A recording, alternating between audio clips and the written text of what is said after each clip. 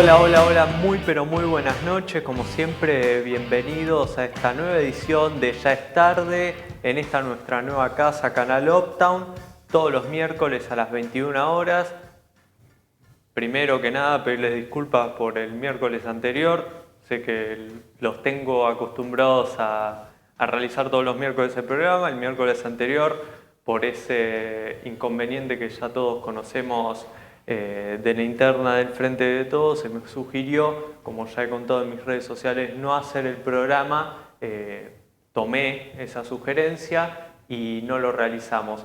Hoy es el primer programa que hacemos desde la cobertura de las elecciones, ese mismo domingo, y tenemos, la verdad, un programa plagado de política, plagado de actualidad. Tenemos dos invitados muy interesantes. Al cierre del programa va a estar con nosotros Javier Gortari, quien es el primer candidato, ya habiendo pasado las PASO, el primer candidato a diputado nacional por la provincia de Misiones, por el Frente de Todos. Quisimos charlar con él porque es uno de esos candidatos que se dio ese fenómeno de que Cristina Kirchner apoyó en las distintas internas del Frente de Todos a ciertos candidatos, ganaron todas las internas los que apoyó Cristina, y este es uno de esos candidatos, por lo cual queremos charlar con él de eso y de la influencia de haberse reunido con Cristina, sacados una foto y después ganar las PASO.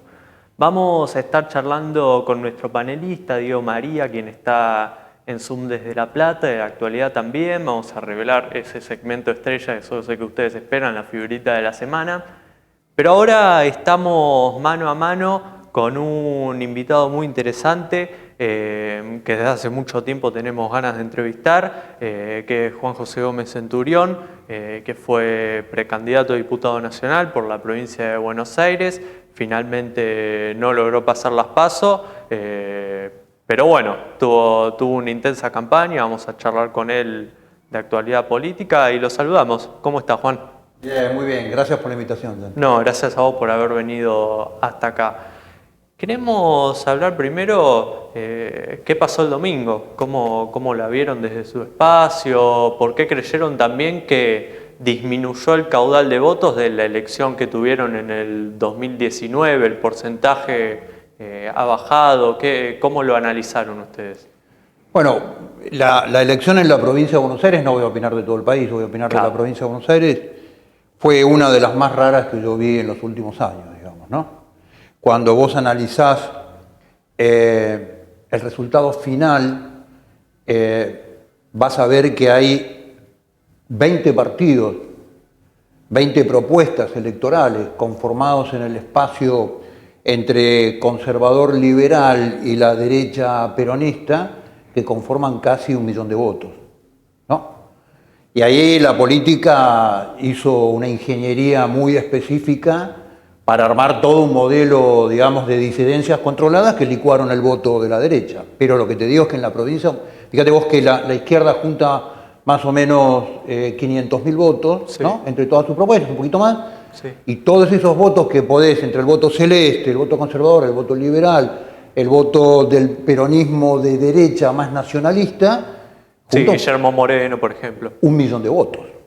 Quiere decir que la provincia de Buenos Aires empieza a expresarse, y esto la política lo ve con antelación, y arma todo un esquema de disidencias controladas, ¿no? Porque veías aparatos funcionando, veías partidos muy chicos con carteles fenomenales en los peajes de las autopistas, por ejemplo. Así, bueno, verdad. Alguien banca esto. Sí. Quiere decir que la política trabajó para diluir un espacio que empieza a aparecer con mucha claridad. Y esto me parece que es muy interesante en términos, vos fíjate que comparemos peras con peras, ¿no? No comparemos con las presidenciales, sino comparemos con las elecciones anteriores en la provincia de Buenos Aires. En la provincia de Buenos Aires, con la elección a diputado del 2017, vos vas a ver que Cambiemos mantiene más o menos, logra contener sus guarismos, y la gran cantidad del caudal de votos que pierde hoy el Frente para la Victoria, de ese 15%, 10% por ahí se va a un núcleo de votos nuevo que es la derecha en la provincia de Buenos Aires. Ahora, como análisis general, sí, ¿no? Sí. ¿Qué cree, por ejemplo, que va a pasar con ese millón de votantes que votó distintos partidos de derecha conservadora y que la mayoría, por no decir todos, no pasaron las PASO en noviembre, ¿no? Yo lo que creo es que ahora va a venir una fenomenal polarización. El sistema político argentino está armado en base a la polarización. Sí. La herramienta de polarización son las PASO. Las PASO es el gran corralito, que yo creo que una renovación del modelo electoral tiene que tener necesariamente la suspensión de las PASO. Es absurdo que obliguen a votar al ciudadano por candidatos internos en los partidos políticos, que un afiliado de otro partido político pueda votar los candidatos que van a ser de otra fuerza política. Para mí es un disparate absoluto. Además se gasta plata en boletas, todo. Es el gran negocio del negocio de la mugre de la política en todo el país. En la provincia de Tucumán hay 580 partidos que viven de la boleta de las elecciones, digamos, ¿no? Entonces, este fenómeno de las PASO además está armado para hacer un sedazo y para polarizar en dos fuerzas. Y yo creo que en ese voto hay que analizar muy bien cómo va a ir en la próxima polarización, digamos, ¿no? Y, por ejemplo, ¿no? Tanto usted como los integrantes de su partido, ¿qué van a hacer en noviembre? ¿Dónde van a depositar su voto, su confianza, si se quiere? Porque al fin y al cabo, más allá de ser candidatos políticos, son ciudadanos y vecinos de la provincia de Buenos Aires y tienen que elegir obviamente a alguien que los represente. Nosotros como fuerza obviamente no vamos a apoyar ninguna de las fuerzas en disputa. Conseguimos que son fuerzas con las cuales no estamos de acuerdo, que están llevando una agenda que para nosotros es totalmente errónea. Las disidencias controladas que van a girar alrededor de ese modelo están en acuerdo con una otra fuerza, con la cual tampoco las compartimos. Así que será un análisis muy especial de cada uno. El voto en blanco en la provincia de Buenos Aires tuvo 4.5, sí. ¿No? Y pasó algo también muy interesante, ya llevándolo a un plano más nacional, ¿no? En la provincia de Buenos Aires, este fenómeno que usted describía de ese millón de votos para una derecha conservadora, pero a nivel nacional pasa algo que es que el Frente de Izquierda y sus distintas variantes se afianzan como tercera fuerza electoral. ¿Cómo analiza esto? ¿Cómo cree que fue quizás una elección polarizada en la ciudad y en la provincia de Buenos Aires por parte de la derecha? No, lo que yo pienso que las izquierdas son un enorme sistema de disidencia controlada y hace mucho tiempo que viene votando los oficialismos en el Congreso a dos manos, digamos, ¿no? Sí.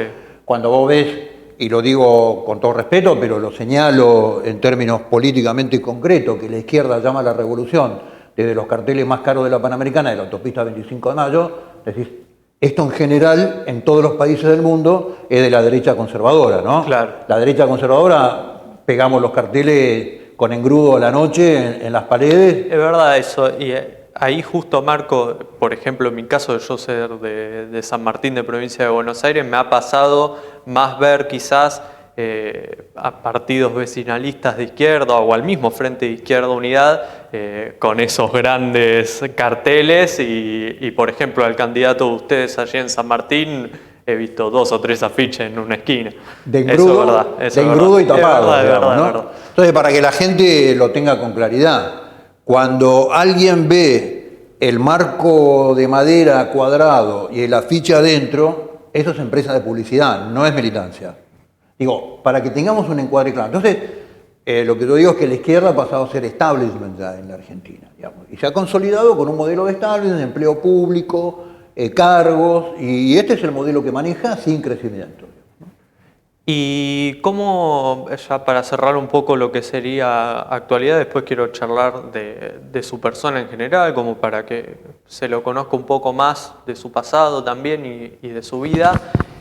Para cerrar este rol de analista y de actualidad, ¿cómo ve que se afianza su frente tanto electoral como partidario de acá al futuro? ¿Ve un crecimiento?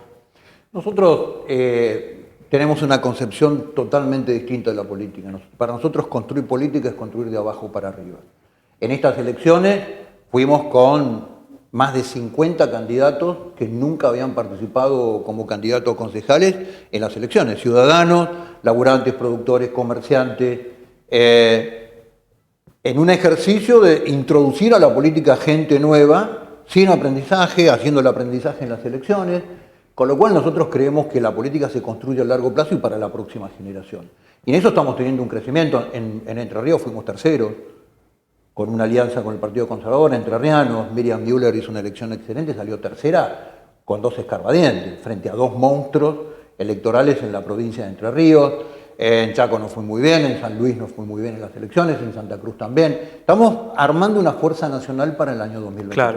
Claro, pues al fin y al cabo, quizás los medios o las principales fuerzas también políticas de acá se quedan con los resultados de la provincia y de la ciudad de Buenos Aires y no ven los fenómenos que han pasado, como por ejemplo pasó con el fenómeno Milei en Capital. Claro. Uno vio quizás ese porcentaje que sacó en Capital, pero en otras provincias del país no, en las restantes 19 provincias del país no. Sí, y hay que decirlo también, por lo menos es mi opinión, y lo digo con todo respeto, pero con mucha puntualidad, ¿no? Sí.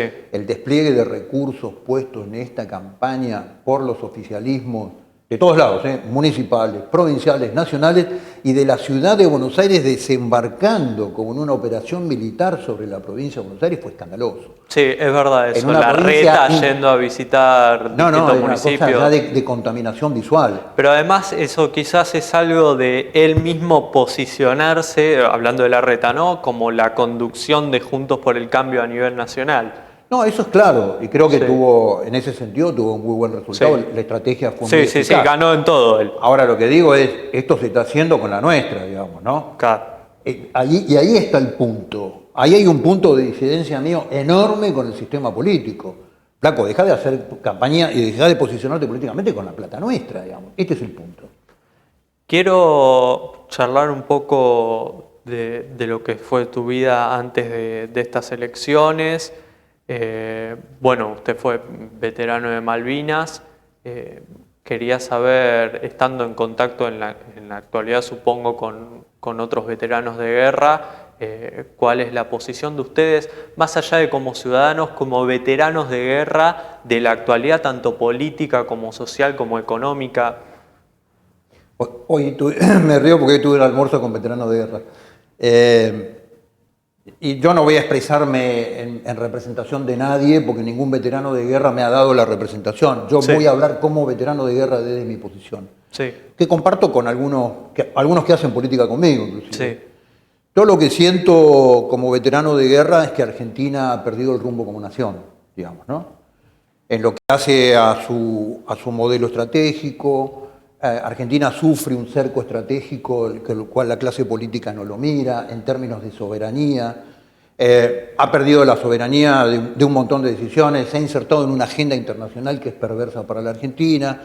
Es un país donde le han insertado conflictos de naturaleza étnicos, estratégicos, sin comerla ni beberla, como el conflicto mapuche en el sur, que está fogoneado y está armado desde usinas británicas probadas claramente con documentación. O sea, usted dice básicamente nos marca la agenda otros países, otras naciones. ¿A nosotros? Sí, claro. Tiene un cerco estratégico con Chile que ahora viene a reclamar un arbitraje que tenía solución desde hace 20 años. Sí. Los Kelpers, que son 3.200 habitantes, están haciendo un puerto de aguas profundas que va a ser el puerto logístico de la Antártida el día de mañana, y Argentina no reacciona. La clase política se mira al ombligo, no mira la necesidad de los ciudadanos, no mira el enorme caudal de oportunidades estratégicas que tiene Argentina en el mundo para lograr su desarrollo. Y vemos un país destruido, y lo que pensamos muchas veces es que nosotros no enterramos a nuestros hermanos en Malvinas para un país como este. Este es el sentimiento que yo tengo, Juan José, como veterano de guerra, ¿no? Ya hago un paréntesis, ¿no? Porque me pareció interesante preguntar esto, saliendo un poco de la rutina, ¿no? Usted, teniendo en cuenta toda esa concepción de lo que es nuestra soberanía, si tuviera que elegir del actual Frente de Todos un ministro de Defensa, no digo el ideal porque difiere ideológicamente con usted, pero el más apto para defender nuestra bandera del Frente de Todos como ministro de Defensa, ¿a quién elegiría? No lo imagina. No. Te aclaro, que tampoco en Cambiemos tuvo los dos peores ministros de defensa de la última década. Sí. No es que estoy haciendo un cargo político. Sí. La clase política vive desde hace 30 años en la ilusión del desarme unilateral. Como yo creo que se acabaron los conflictos, se acabaron los conflictos. Y los conflictos son de a dos, ¿no? Sí. Porque vos creas que se acabó el conflicto, no necesariamente yo tengo que creer que se acabó el conflicto. Además, en un subcontinente donde los vecinos han invertido sistemáticamente en defensa en los últimos 30 años. ¿Por qué? Porque son responsables. El sistema de defensa es un sistema de seguro para reasegurar la continuidad del proyecto de nación. Vos no podés renunciar hoy a decir, yo no lo pago al seguro, porque lo va a pagar tu hijo o lo va a pagar tu nieto. Entonces, uno nunca saca un seguro para usarlo. Vos sacás un seguro para no usarlo. No sacás un seguro de tu auto para decir, a ver, choquemos hoy y usemos el seguro. Lo usás por si tenés el inconveniente, tenés el seguro. Y no existe en el mundo, y esto es una ingenuidad de la clase política argentina muy berreta, no existe en el mundo diplomacia que no esté sostenida por la posibilidad de decir que no. Sin el sistema de defensa. Porque si no tenés una diplomacia que tiene que decir que sí. Y eso no es diplomacia. Digo, como concepción muy estratégica, digamos, ¿no? Entonces digo, me parece que los últimos 30 años la Argentina ha vivido un modelo idílico de la caída del muro de Berlín, se terminaron los conflictos en el mundo, y el diario, cualquier diario que abras, en las últimas páginas te marca la cantidad de conflictos que tiene el mundo, digamos. Y Argentina está desarmada, desestructurada, pero además el Estado ha perdido toda su dimensión estratégica, no solamente en materia de defensa, en materia de transporte naval, en materia de transporte ferroviario. El Estado argentino es prácticamente una ventanilla de pago de los pagos de la política. Perdió toda su dimensión estratégica. Quiero sumar a la conversación a nuestro panelista desde La Plata, Diego María, y después cerrar yo haciéndole la última pregunta. La verdad es que estaría horas hablando de Malvinas, es un tema que a mí como futuro historiador me interesa bastante, pero hay que sumarlo a Diego, que para algo lo tenemos. Diego, ¿cómo estás? Buenas, ¿cómo están todos y todas por ahí? Hola, ¿cómo estás? Juan José, ¿cómo estás? Bueno, un gusto hablar con vos desde acá de La Plata, saludarte y preguntarte, ahí te escuchaba hablar sobre la realidad que estamos viviendo, sobre la historia argentina, y preguntarte sobre el tema vos hablabas del voto de derecha y del voto de izquierda, de un crecimiento, de un voto, de la polarización de los votos y demás. Conozco mucha gente que ha votado algunas propuestas políticas, pero le cuesta o le incomoda autodefinirse como derecha. Y vos hacías referencia recién a una derecha que venía creciendo, encasillándola con un nombre conservadora, de derecha y demás.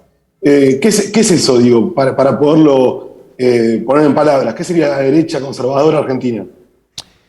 Bueno, a ver, vos sabés que yo soy bastante adverso a hablar de derecha e izquierda, pero es un idioma que entiende todo el mundo, digamos. Yo creo que las categorías de derecha e izquierda hoy en el mundo no significan nada. Para mí, hoy el mundo en general define dos modelos de políticas. Un modelo de política globalista, afín a un modelo global, y el modelo soberanista. Nosotros nos inscribimos claramente en el modelo soberanista. Ahora, en un modelo de categorías que la gente entiende con mucha claridad, es muy cierto lo que vos decís. Hay mucha gente que todavía ha habido 40 años de estigmatización. La izquierda siempre es especialista en hacer sentir culpa al otro, digamos, ¿no? En mi análisis, y seguramente es mi análisis, los peores crímenes de los últimos 50 años de la humanidad lo ha cometido el comunismo en cualquiera de sus formas. Sin embargo, nos han hecho sentir culpa absolutamente por todo al resto de las personas. Entonces, hay mucha gente que se siente inhibida y mucha gente que te dice, ¿por qué te definís de derecha? A mí me gusta tu propuesta, pero ¿por qué te definís de derecha? Porque yo nací de derecha y me voy a morir de derecha. Creo en determinados valores, en determinados principios, en el concepto del Estado-Nación, en la soberanía. Eso hay una categoría que lo define como derecha, de la cual yo no renuncio, digamos, por un tema de oportunidad o de conveniencia política. Pero todavía es muy políticamente incorrecto autodefinirse de derecha. Claro. Ya Bien, la bien. última pregunta para ir cerrando, porque ya estamos bastante tarde, medio que nos excedemos. Siempre me pasa lo mismo. Por algo el programa se llama Ya es tarde. Eh, quiero terminar hablando de Malvinas. A usted lo premiaron por sus acciones en la guerra y yo tengo entendido por algo que escuché, obviamente siempre en toda entrevista me he metido a investigar sobre usted, y tengo entendido que en un momento le salvó la vida a un compatriota volviendo a buscarlo en pleno lugar Sí, combate. de fuego cruzado. Nada, contarnos cómo fue ese momento y cómo es también para una persona. A ver, yo no me imagino, tengo 19 años, no me imagino de un día para el otro tener que ir a luchar por mi país. Obviamente lo haría porque soy patriota, como creo que la mayoría de los argentinos, pero no me imagino agarrando un arma y pudiendo morir de un minuto para el otro. ¿Cómo es el estar en ese momento y tener que hacer acciones para salvar a quien está peleando a tu lado? Bueno, acá hay una cuestión de contexto también, ¿no? Sí, En aquella época el servicio militar obligatorio era una institución. sí, Era una forma de llegar a la adultez, digamos, para los varones. Era, después del servicio militar, te daban la llave de tu casa, claro, era como, bueno, tu padre que había hecho el servicio militar y tu abuelo que había hecho el servicio militar decían, bueno, ahora ya sos un adulto, ¿no? Con lo cual el servicio militar formaba el concepto del ciudadano armado en defensa de la patria, formaba un contexto social. Yo te hago una sola reflexión que muchas veces, claro, Malvinas pasa desapercibido para mucha gente. a ver, La clase en 1962, o sea, la clase que había hecho el servicio militar en el año 81, fue convocada. Ya estaba de licencia en su casa, con pelo largo de nuevo, sí, con bigotes, y lo convocaron de vuelta en medio de un contexto de guerra en Malvinas.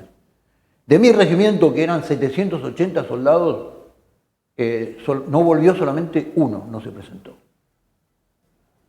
Uno. Yo estaba en un regimiento, el regimiento de Infantería 25, en el medio de la provincia de Chubut. ¿Qué te quiero decir con esto? Cuando yo hablo después con padres, cuando recorro el interior, me dicen, sí, yo me acuerdo que recibimos la carta, estábamos en el medio del campo y mi marido agarró la camioneta y dijo, armá tu bolso y te tenés que ir, presentarte en el aeropuerto que te llevan en avión de vuelta al regimiento viejo que estaba en Chubut. sí, Bueno, y después del tiempo, ese soldado que no se había presentado había sido un soldado mío el año pasado. Y yo dije, era un soldado excelente, muy del límite con Chile, vivía en un campo, era puestero en un campo. Y yo dije, por el momento no voy a dar el nombre para no molestarlo, digamos, ¿no? Pero dije, ¿cómo puede ser que no se haya presentado? He sido dragoneante mío, uno de los mejores soldados de mi sección en el año 81. claro, Se presentó en el regimiento en el mes de octubre. sí. Después que había bajado toda la nevada en la cordillera, me dice, bajé al pueblo y me dijeron que me habían convocado al regimiento y me acabo de enterar y vengo. Claro, Se apenas presentó en octubre. claro, ¿Qué es lo que te quiero decir? 780 tipos que estaban dados de baja, que habían hecho el servicio militar, entonces volvieron sí, a ya presentar. estaban escuchando rock and roll en... Entonces digo, estos son gestos donde vos te das cuenta que había una sociedad en donde el valor de la defensa era tremendo, el valor del servicio a la patria, el valor del ciudadano soldado que empuña las armas en defensa de la patria. Eso era como un bien social, digamos, ¿no? Y bueno, yo tengo, con mis soldados, tengo un chat hoy que nos saludamos todas las mañanas, digamos, ¿no? Sí, Y nos contamos los problemas, quién está enfermo, quién le nació un nieto, quién le nació un hijo. Ahora estamos armando una juntada en Córdoba para el mes de noviembre. Con lo cual, una fracción de combate es una hermandad, o sea, sos hermanos. Compartís cosas que nadie comparte, compartís el último cigarrillo, compartís el pedazo de pan, compartís el miedo, compartís el hambre, compartís el sueño, compartís la fatiga, compartís, te escribieron de tu casa, cómo mi subteniente, mi mamá tiene un problema en mi casa, mandarle vos una carta a los padres diciendo tu hijo está bien, digamos. en cuanto a esto, y perdón que lo interrumpa, el posguerra, el volver de la guerra de Malvinas, quizás aumentó el tener que ayudarse entre ustedes porque había, a ver, por todo el contexto en el cual se dio, no fueron reconocidos y hoy no son reconocidos como yo creo que deberían los veteranos de Guerra de Malvinas, y eso quizás aumentó el tener que claro, ayudarse entre ustedes. Sí, bueno, los jefes de fracción en Malvinas volvimos a ser durante 39 años jefes de fracción. Juan no me actualizan el documento, tengo que hacer un trámite en Buenos Aires, estoy sin laburo, necesito hacer el anexo 40 y no me termina el anexo 40 y uno haciendo los trámites, ayudando con los trámites. Siempre la vuelta de la guerra es el peor capítulo del soldado, siempre.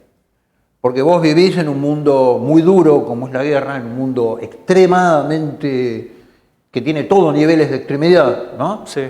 Vivís con la muerte a cuestas, con los heridos, con los mutilados, y de repente volvés al mundo de la sociedad, de las relaciones, si vos querés, normales de la sociedad, donde hay cosas que son de carácter transaccional, digamos. La guerra no tiene cosas transaccionales, es vida o muerte. Es otro mundo.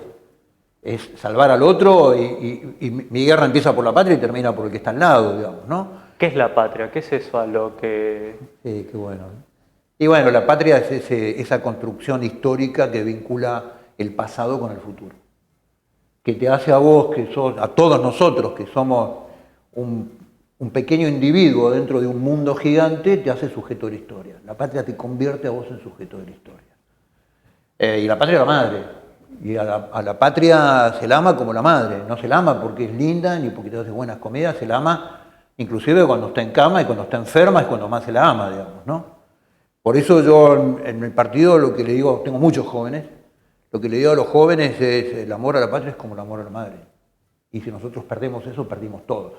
Es imposible construir lo que muchos políticos pregonan y nunca lo pueden hacer, un edificio enorme de prosperidad, de derechos y de todo, si no hay cimientos. Los cimientos de ese edificio es la nación y la patria. Si no existe eso, no existe nada. Muchas gracias por haber venido. Ese fue Juan José Gómez Centurión, presidente, líder del partido NOS, es veterano de guerra, ex candidato presidencial, entre otras cosas. Ahora vamos a ir a un pequeño corte nada más y a la vuelta voy a estar haciendo mi editorial de esta semana durísima para la política, en la cual muchos tuvimos dolor de cabeza, y vamos a estar charlando con Javier Gortari, primer candidato a diputado nacional por el Frente de Todos en Misiones.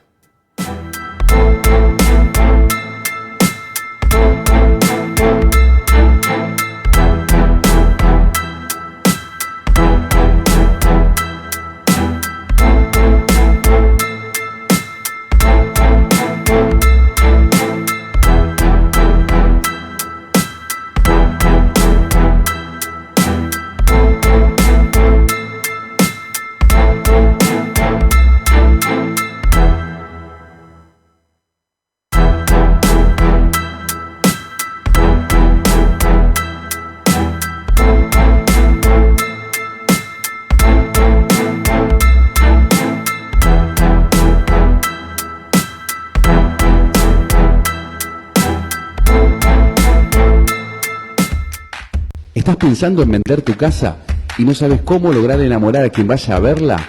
En Interiorismo Inmobiliario te presentamos el Home Staging.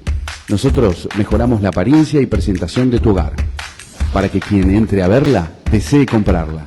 Nos podés contactar al 11 44 34 77 36 o entrar a interiorismoinmobiliario.com para conocer todos los detalles. No esperes más. Interiorismo Inmobiliario, la solución para tu propiedad. Cuando recién veía las manos. Todos los artículos compañeros que el pueblo necesita los encontrás en Todo Kirchnerista. Vasos, copas, tablas para el asado y mucho más. Todo con la identidad de Néstor y Cristina. Nos encontrás en Instagram como @todokirchnerista o nos contactás al 11 49 89 95 04. Todo Kirchnerista, vos sabés que sí. En Tigre, al volante, alcohol cero. Escuchaste bien, Cero. Es simple. Si vas a tomar, no manejes. Usa un remis, taxi, colectivo, tren o lo que quieras. Ahora, si querés o tenés que manejar, no tomes alcohol. Tu vida y la de los demás está en tus manos. Maneja con cuidado y llega a destino. Tigre Municipio.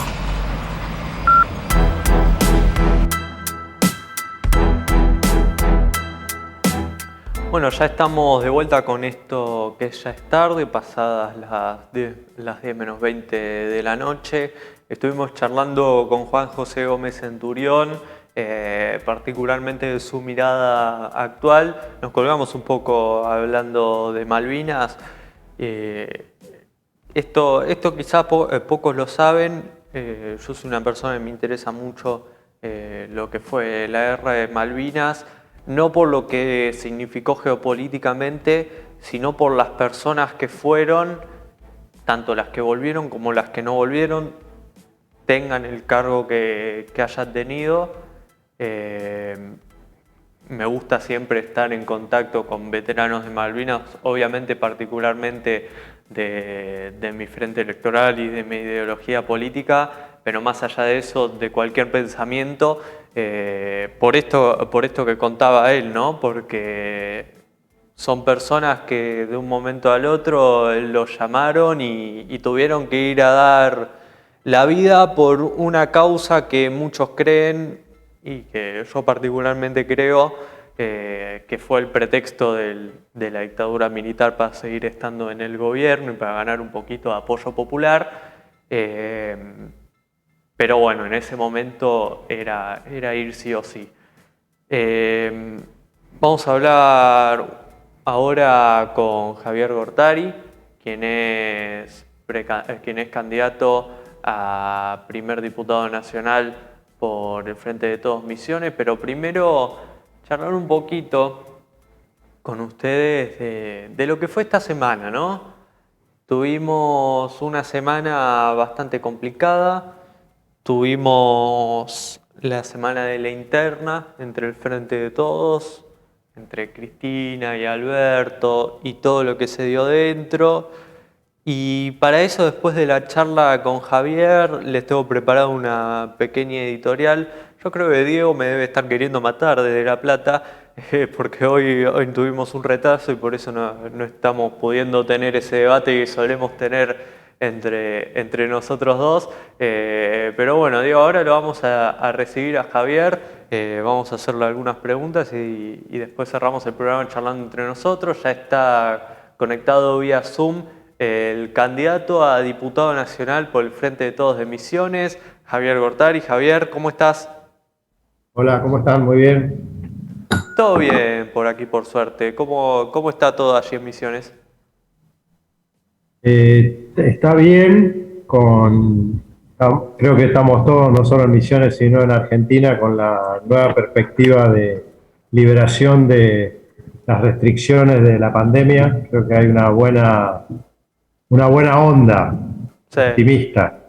Eso es importante. Y más ayer con el Día del Estudiante, de la primavera, como que Sí, una pegó euforia. justo, espectacular. Pero bueno, más allá de todo eso, queríamos charlar con vos. Yo contaba al principio que hubo una serie de candidatos del Frente de Todos, los cuales recibieron algo que fue muy raro en esta elección, porque fueron muy pocos los que les pasó esto, apoyo público de la vicepresidenta Cristina Fernández de Kirchner, conductora del Frente de Todos, y vos fuiste uno de ellos que días antes de la elección fue a visitarla, se reunió con ella, charló con ella, se sacaron una foto. Y bueno, y aquí estamos, ahora sos el candidato ya habiendo pasado las PASO. Nada, después de toda esta elección PASO, ¿cómo la vivieron allí? ¿Cómo crees que va a ser esta campaña hasta noviembre? Bueno, dos cosas. Primero, con relación al encuentro con Cristina. Sí.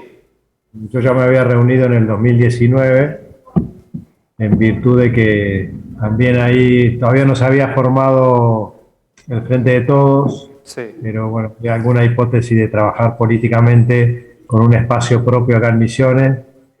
Y bueno, como yo ya algún contacto había tenido previo siendo rector de la Universidad Nacional de Misiones, yo fui rector hasta 2018, así que y tuve 2 periodos, o sea que tuve del 2010 al 2018, teníamos un trabajo previo con la expresidenta, con el tema universidades importante. Habíamos aprobado el convenio colectivo de trabajo para los docentes universitarios, el primer convenio colectivo de trabajo en ese rubro. Así que teníamos algún vínculo previo. Con esto quiero decir que había algún antecedente, no solo, se dio en este caso que además era candidato. En Misiones fueron 3 listas por el Frente de Todos. También intentamos en algún momento tener una lista de unidad, no se pudo. Sí. Y entonces fuimos 3 listas, una con más vinculada a un partido agrario provincial, Partido Agrario y Social se llama, de Misiones, Sí. que fue la que finalmente se impuso en la elección interna, en las PASO, un partido que ya tiene como alrededor de 20 años, con diputados provinciales, un diputado nacional que entró por el Frente de Todos, digamos. Sí. Otra lista ligada a los movimientos sociales, la CCC, el Movimiento Evita, Sí. y la nuestra que era más vinculada al vínculo partidario con la Cámpora, con Cristina. Lo que era, si se quiere, Unidad Ciudadana. Eso, exactamente. De hecho, el partido que estaba atrás era el Frente para la Victoria, el Partido de la Victoria, perdón, Partido de la Victoria de Misiones, que es un poco la expresión esa en Misiones. Y bueno, lo interesante fue que en relación a las elecciones provinciales que habían sido en junio y que el mismo Frente nuestro se presentó en junio y obtuvo 75.000 votos en junio, saliendo también tercero como esta vez, pero ahora obtuvimos casi 107.000 votos, casi un 50% más. Sí. Con lo cual nos dio la pauta de que la tensión y la puja por la interna había tenido un buen resultado en el sentido de sumar interés electoral a la propuesta del Frente de Todos, y bueno, sumamos más votos y estamos cerca de poner, nos faltarían unos 5.000, 10.000 votos más para poder llegar a poner uno de los diputados que está en juego. En este momento, lo que se va a elegir en noviembre son 3 diputados nacionales, que en este momento son 2 del gobierno provincial, y 1 de Cambiemos. Nosotros quisiéramos poner 1 del Frente de Todos. La última pregunta que te hago, estamos medio cortos de tiempo, disculpa la corta entrevista. Nada, preguntarte básicamente cómo la ves en noviembre, tanto a nivel provincial como a nivel nacional, ¿no? Porque recordemos, está el Frente de Todos en una situación bastante complicada a nivel nacional. Sí, yo creo que ahí jugaron internas no resueltas, lo mismo jugaron en Misiones, nada más que en Misiones esto de ir con listas distintas permitió sumar en cada espacio y colectivamente sumamos más. Inmediatamente después de las elecciones nos juntamos los 3 candidatos y nos planteamos trabajar en forma unitaria para la elección de noviembre. Sí. Y a nivel nacional creo lo mismo, es decir, yo creo que habría que resolver cuestiones internas que se ve que no quedaron saldadas, ver la mejor manera de resolverla, trabajar mucho y bueno, y un poco en función de las medidas nacionales como esta de la liberación la flexibilización de restricciones en relación a la pandemia y de algunas medidas económicas que pongan dinero en el bolsillo de la gente que la está pasando muy mal y la pasó muy mal no solo por el macrismo, sino agravada por los casi 2 años de pandemia, pueden mejorar ese humor del electorado para noviembre y hacerle pensar a ese electorado que no fue a votar o que repartió los votos en otras opciones, que efectivamente el Frente de Todos es un camino para volver a una senda de ingresos, trabajo, acceso a empleo, a educación, a salud, a vivienda, etcétera. Claro. Javier, muchísimas gracias por estos minutitos, te mandamos un abrazo y cuando estés por Buenos Aires, con gusto te recibimos en los estudios. Abrazo y gracias por la charla. Bueno, que estén bien. Ese fue Javier Gortari, quien fue el precandidato de Cristina en esta lista. De hecho, recordamos un poquito la foto que se sacaron él con Cristina en ese momento, acá está. Esta foto se vio repetidas veces antes de las PASO, tanto de Cristina con los candidatos de Perotti en Santa Fe, como con los candidatos de una provincia del sur, no recuerdo cuál, pero nada, Javier fue justamente uno de los privilegiados que contó con el apoyo de Cristina y bueno, un gusto siempre charlar con él. Ahora vamos a hacer un pequeño cierre con Diego, charlando de lo que fue esta semana. Pero vamos a mostrar ya la figurita de la semana y vamos a charlar de lo que es la figurita de la semana, que es la interna del Frente de Todos. Y que es figurita de la semana desde hace 2 semanas, si se quiere. Porque si bien ya fue resuelta, si se quiere, con la designación del nuevo gabinete, tanto nacional como provincial, y el de lo de provincial después me quiero meter con Diego, sigue estando esa pica. Sigue estando esa pica y es complicado, ¿no? Justamente hoy charlaba en una entrevista que me hacían en una radio de San Martín de la situación de Santa Fe, que es algo que yo soy muy crítico de la decisión nacional del Frente de Todos. Si bien tiene su lógica electoral, no tiene su lógica partidaria, que fue apoyar a la lista del gobernador Omar Perotti en Santa Fe y dejar tirado a un leal de Néstor, de Cristina y del proyecto de hace muchísimos años, como es el ex ministro de Defensa Agustín Rossi, quien ahora debe estar sentado en su casa tomando mate. Ya pactamos una entrevista para la semana que viene. Y nada, siempre un gusto charlar con él, ya lo vengo diciendo siempre. Siempre que nos encontramos me promete venir, así que la semana que viene lo vamos a tener para charlar de esto, ¿no? De este fenómeno que se dio. No sé vos, Diego, cómo la ves de apoyar quizás lugares estratégicos por parte del Frente de Todos en lugar de a esos candidatos que están con ellos desde que iniciaron con Néstor.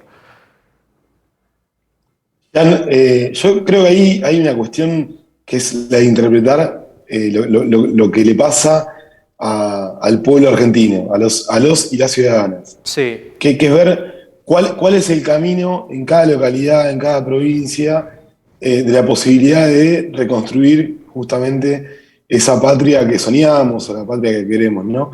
Y creo en particular, lo que vos hablabas recién de Agustín Rossi, Sí. Nada, es complejo saber que hay un ministro que sale, que va justamente para disputar la elección de Santa Fe y sin embargo no tiene o no contiene el apoyo del gobierno nacional, ¿no? Creo que eso se vio en cada una de las listas a lo largo y ancho de la República Argentina y también se ve en el cambio de gabinete, en las decisiones de cada uno de los espacios que contienen al Frente de Todos. Hace unos días se hablaba mucho de Mansur en particular y creo que el movimiento es amplio, ¿no? El Frente de Todos es muy amplio y de todas y justamente contiene a distintas expresiones políticas que no somos todos iguales, no son todas iguales y bueno, ahí está la diferencia. Bienvenido, lo mejor o lo necesario es cambiar la vida de los y las argentinos. Con eso justamente, por ejemplo, ¿no? Hoy se dio este acto en el cual muchos medios no mencionan esto, y es que el presidente Alberto Fernández, en el municipio de José Cepaz, fue a inaugurar una universidad de medicina algo tan importante. Recuerdo, por ejemplo, en San Martín cuando se da ese impulso tan grande de la UNSAM, que ahora es reconocida por la pandemia, por crear los barbijos Atom Protect, por los avances en materia de prevención del COVID. Y todas estas cosas quizás se dejan en segundo plano y se pone en primer plano, y con esto ya cerramos, que estamos en el último minuto, y quiero saber tu opinión, Diego, justamente porque vos estás ahí a unos metros, estás en la ciudad de La Plata.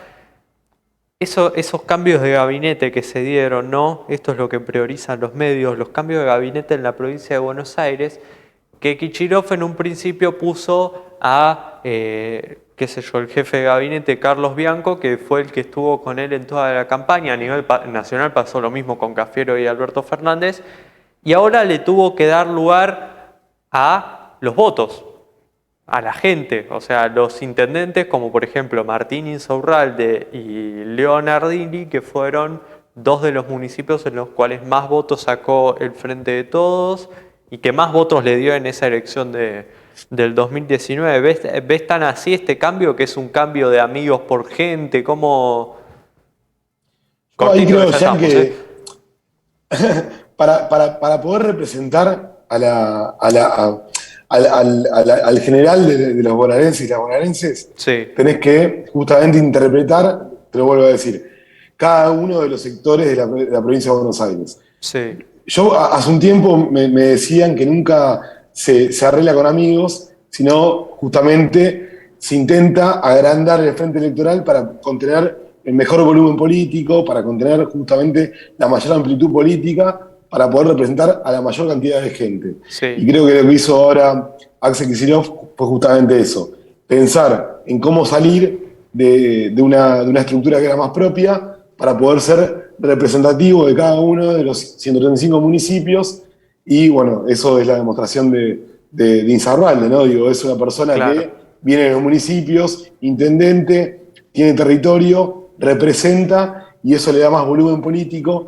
al gobierno de Axel Kicillof. Y de todas formas, digo, Carly Bianco tiene un lugar importante, Claro, como en la jefe de provincia. asesores. Nadie queda mal, todos ganamos algo, y justamente el que mejor gana o la que mejor gana es la gente. Bueno, ahí que ya con Diego como un gran conocedor de lo que pasa en la provincia de Buenos Aires, cerramos lo que es el tema de la interna del Frente de Todos con la clara conclusión de que se dejó un poco de lado, si se quiere, a los amigos, entre comillas, como pasó con Agustín Rossi en Santa Fe y etcétera, o en el gabinete nacional y en el gabinete provincial, y se priorizó la mayoría popular, si se quiere. Con esto ya cerramos esta edición de Ya es tarde, donde estuvimos charlando con Gómez Centurión, con Gortari. Como siempre, muchísimas gracias por acompañarnos del otro lado. Les recuerdo, yo soy Jean Cámpora, me pueden seguir en Instagram como @CámporaJean. Pueden seguir al programa como @yaestardeoc. Lo pueden seguir también a Diego María, que nos hace el aguante desde La Plata como siempre. Y la semana que viene los espero, como siempre, todos los miércoles a las 21 horas. Los espero con Lucas Boyanovsky, primer candidato a concejal de Vicente López, y con, esperemos si todo sale bien, seguramente sí, Agustín Rossi. Chau, chau.